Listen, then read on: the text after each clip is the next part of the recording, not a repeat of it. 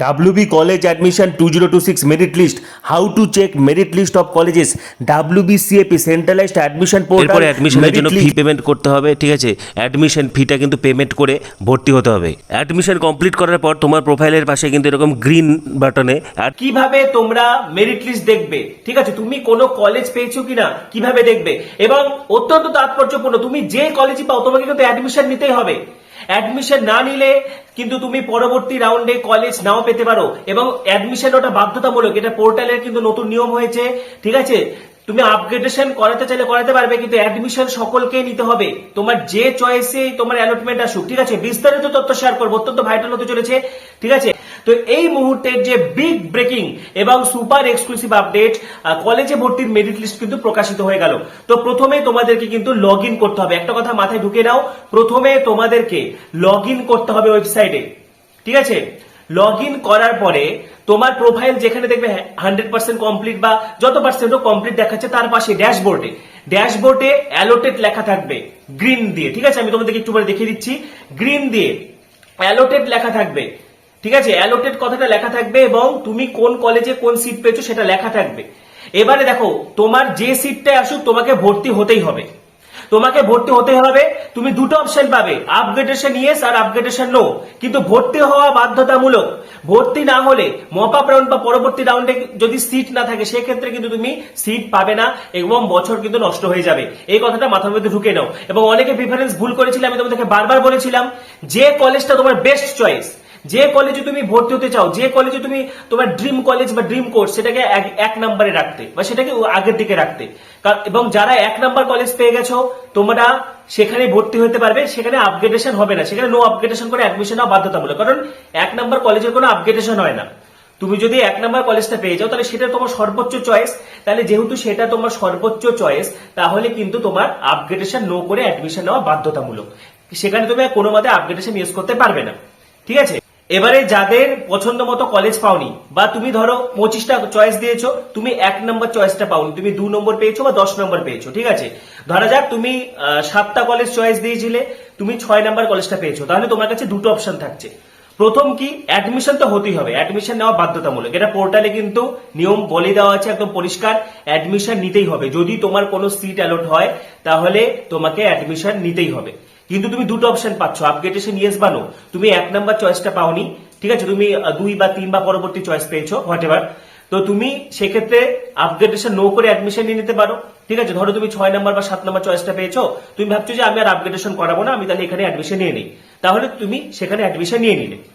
আরেকটা তোমার কাছে অপশন থাকছে, তুমি অ্যাডমিশন নিয়ে নিলে এবং আপগ্রেডেশনটা ইয়েস করে দিলে। সেক্ষেত্রে পরবর্তীতে যখন আপগ্রেডেশনের মেরিট লিস্ট বেরোবে, তখন তোমার যদি আপগ্রেড হয়, তাহলে তুমি আরো বেটার চয়েসে যেতে পারবে, তোমার আরো পছন্দের উপরের দিকে যেতে পারবে, ঠিক আছে। আপগ্রেডেশনের সময় উপরের দিকে হয়, নিচের দিকে কিন্তু হয় না। অর্থাৎ তুমি 7টা কলেজ দিয়েছো, তুমি 5 নম্বর কলেজ পেয়ে গেছো, তুমি যদি আপগ্রেডেশন করো, তাহলে 1 থেকে 4 পর্যন্ত পাওয়ার চান্স থাকবে, কখনোই 6 আর 7 পাবে না। আর যাদের 1 নাম্বার চয়েস এসেছে, তোমাদের কিন্তু সেখানে ভর্তি হতেই হবে, ঠিক আছে। এবং যাদেরই কোনো না কোনো কলেজ এসেছে, ভর্তি হতেই হবে। সেক্ষেত্রে তুমি আপগ্রেডেশন করতে পারো বা ইয়েস করতে পারো, ক্লিয়ার। এবং সেখানে তুমি ফি পেমেন্টের অপশন পেয়ে যাচ্ছ, ফি পেমেন্ট করবে। এবং যাদের মনে হচ্ছে অ্যাডমিশন বাতিল করবে, ঠিক আছে, তুমি তাহলে অ্যাডমিশন নিয়ে নিলে, তুমি পড়তে চাইছো না, তাহলে অ্যাডমিশন বাতিল করলে নির্দিষ্ট সময়ের মধ্যে তুমি যদি অ্যাডমিশন বাতিল করো, তাহলে পুরো টাকাটা কিন্তু রিফান্ড পেয়ে যাবে, ফেরত পেয়ে যাবে, কোনো অসুবিধা নেই, ঠিক আছে। সেন্ট্রালাইজড অ্যাডমিশন পোর্টাল থেকে তোমার ব্যাংক অ্যাকাউন্টে টাকাটা কিন্তু ট্রান্সফার করে দেওয়া হবে। তো লগ ইন করার পর ড্যাশবোর্ডে যেখানে 100% কমপ্লিট দেখাবে প্রোফাইল, তার পাশে দেখবে অ্যালোটেড লেখা থাকবে। যদি তুমি সিট পেয়ে থাকো, তাহলে অ্যালোটেড লেখা থাকবে, এবং কোনো অ্যালোটেড এলে তোমাকে অ্যাডমিশন নিতেই হবে। এখানে সব তথ্য দেখতে পারবে, কত টাকা লাগবে, ঠিক আছে। এবং তারপরে তোমাকে, তো এখানে দেখতে পাচ্ছ টেক অ্যাডমিশন, এখানে টেক অ্যাডমিশনে ক্লিক করতে হবে, ঠিক আছে।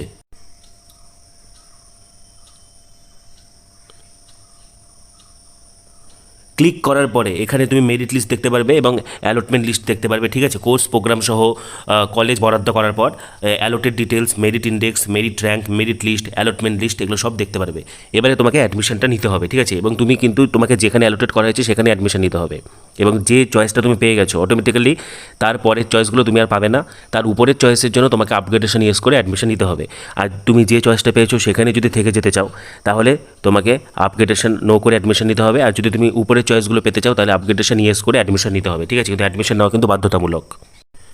এরপরে চুজ ইউর সিট, ঠিক আছে, রিজার্ভ ক্যাটাগরি বা হচ্ছে জেনারেল ক্যাটাগরি সিলেক্ট করে তুমি হচ্ছে দেখো অ্যাডমিশন নেবে, সেখানে অ্যাডমিশন ফিটা দেখাবে টোটাল, ঠিক আছে, অ্যাডমিশন ফি কত, কোর্স ফি কত, তোমাকে অ্যাডমিশন ফিটাতে কিন্তু ভর্তি হতে হবে। এরপরে এরকম পেমেন্ট আইডি দেখাবে এবং কত টাকা পে করতে হবে সেটা দেখাবে, ঠিক আছে, তুমি নেট ব্যাঙ্কিং, অনলাইন, ইউপিআই যে কোনোভাবে কিন্তু তুমি পে করতে পারবে। ফি পেমেন্ট সাকসেসফুল হলে এরকম দেখাবে কংগ্রাচুলেশনস, তোমার ভর্তি হয়ে গেছে, ঠিক আছে। তারপরে ড্যাশবোর্ডে তোমরা অ্যালোটেটের জায়গায় অ্যাডমিটেড এই অপশনটা কিন্তু দেখতে পারবে।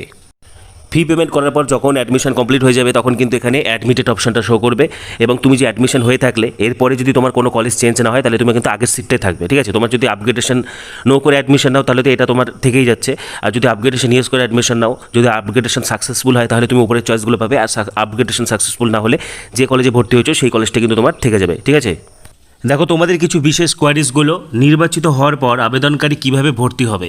আবেদনকারীকে লগ ইন করে অনলাইনে প্রয়োজনীয় অ্যাডমিশন ফিস জমা দিতে হবে। যেমনটা আমি তোমাদেরকে বললাম, লগ ইন করার পরে কিন্তু তোমরা অ্যাডমিশন ফিসটা জমা করবে। অ্যাডমিশন ফিস কীভাবে জমা দেওয়া যাবে, দেখো net banking, credit card, debit card ব্যবহার করে, পেটিএম বা ফোনপে, ঠিক আছে, ইউপিআই এগুলোর মাধ্যমে পেমেন্ট করা যাবে। আবেদনকারী কিভাবে অ্যাডমিশন বাতিল করবে, দেখো যারা রিফান্ড চাইছো বা ভর্তির পরে ভাবছো যে আমি আর কোর্সটা করব না, সেক্ষেত্রে শেষ দফার অ্যাডমিশন সম্পূর্ণ হওয়ার সময়সীমার মধ্যে, ঠিক আছে, একদম যেটা হচ্ছে অ্যাডমিশন ক্যান্সেল করা যেটা লাস্ট টাইম রয়েছে, সেখানে ড্যাশবোর্ডে তোমরা ক্যান্সেল অ্যাডমিশন সেখানে ক্লিক করবে এবং তাহলে তোমাদের অ্যাডমিশন কিন্তু বাতিল হয়ে যাবে। অ্যাডমিশন বাতিল করলে আবেদনকারী কীভাবে তার অ্যাডমিশন ফিস ফেরত পাবে, দেখো নির্দিষ্ট সময়ের মধ্যে অ্যাডমিশন বাতিল করলে অ্যাডমিশন ফিস ফেরত দেওয়া হবে। আবেদনকারীর প্রোফাইলে যে ব্যাঙ্ক অ্যাকাউন্টের উল্লেখ থাকবে ফেরত টাকা সেখানে ট্রান্সফার করে দেওয়া হবে। পাশাপাশি দেখো 2 নম্বর পয়েন্টটা, যদি আবেদনকারী তার ফার্স্ট প্রিফারেন্স সিটে ভর্তি হয়ে থাকে তাহলে সে আপগ্রেড করতে পারবে না, যেমনটা আমি তোমাদেরকে টাইম টু টাইম বারবার বলে এসেছিলাম যে 1 নম্বর চয়েস পেলে কিন্তু আপগ্রেডেশন করা যাবে না, ঠিক আছে। এবং যদি কোনো আবেদনকারী তার অ্যালোকেটেড সিটে ভর্তি না হয়, অর্থাৎ যে সিটটা তোমাকে অ্যালট করা হয়েছে সেখানে যদি তুমি ভর্তি না হও তাহলে কিন্তু তুমি আপগ্রেডেশনের সুযোগ পাবে না, ঠিক আছে। পাশাপাশি 7 নম্বর পয়েন্টটা কিন্তু খুব ভাইটাল, সকলকে কিন্তু ভর্তি হওয়া জরুরি, যারা সিট পেয়েছো সকলকে ভর্তি হতেই হবে। প্রয়োজনে তুমি আপগ্রেডেশন ইয়েস করে ভর্তি হতে পারো, কিন্তু ভর্তি হতেই হবে, ঠিক আছে। দেখো কোনো আবেদনকারীর কোনো শিক্ষা প্রতিষ্ঠানে একটি সিটের জন্য অ্যালোকেটেড হলে ভর্তি হওয়াটা কি ম্যান্ডেটরি? হ্যাঁ, পোর্টালে তার ক্যান্ডিডেচারে যদি কোনো সিট অ্যালোটেড হয় তবে তার ভর্তি হওয়াটা ম্যান্ডেটরি, ঠিক আছে। অবশ্য সে মপ আপ রাউন্ডের জন্য নতুনভাবে আবেদন করতে পারে যদি সিট খালি থাকে, ঠিক আছে। পরবর্তীতে তুমি পরে অ্যাপ্লাই করতে পারো বা আপগ্রেডেশন ইয়েস করতে পারো, সেটা আলাদা ব্যাপার, কিন্তু তোমার যদি কোনো একটা সিট অ্যালোটেড হয় তাহলে সেখানে কিন্তু তোমাকে ভর্তি হতেই হবে। এবং একটা জিনিস অবশ্যই মাথায় রাখতে হবে, ভর্তি হওয়ার লাস্ট ডেট কিন্তু 15ই জুন, ঠিক আছে। 15ই জুনের মধ্যে কিন্তু ভর্তি হতে হবে। যাদের যাদের ফার্স্ট মেরিট লিস্টে কলেজ পেয়েছো, যাদের যাদের অ্যালোটেড হয়েছে সেই অ্যালোটেড কলেজে কিন্তু অনলাইন অ্যাডমিশন নিতে হবে এবং লাস্ট ডেট 15ই জুন, ঠিক আছে। 10, 11, 12, 13, 14 একদম 15 তারিখ পর্যন্ত কিন্তু সময় থাকছে। ফার্স্ট রাউন্ডের ভর্তির সময়সীমা 9 তারিখ থেকে 15ই জুন পর্যন্ত এবং সেকেন্ড মেরিট লিস্ট বা আপগ্রেডেশন রাউন্ডের যেটা সেকেন্ড মেরিট লিস্ট বেরোবে কিন্তু 20 জুন, ঠিক আছে।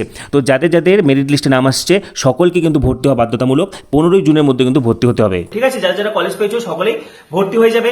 এবং তোমাদের আরো কোনো জিজ্ঞাসা থাকলে আমাকে কমেন্টে অবশ্যই জানাবে, ঠিক আছে। আমি ওভারঅল সবকিছু তোমাদেরকে দেখিয়ে দিলাম, ফি পেমেন্ট থেকে শুরু করে, এবং অ্যাডমিশন নেওয়ার পরে তোমার অ্যাডমিটেড কথাটা কিন্তু লেখা থাকবে।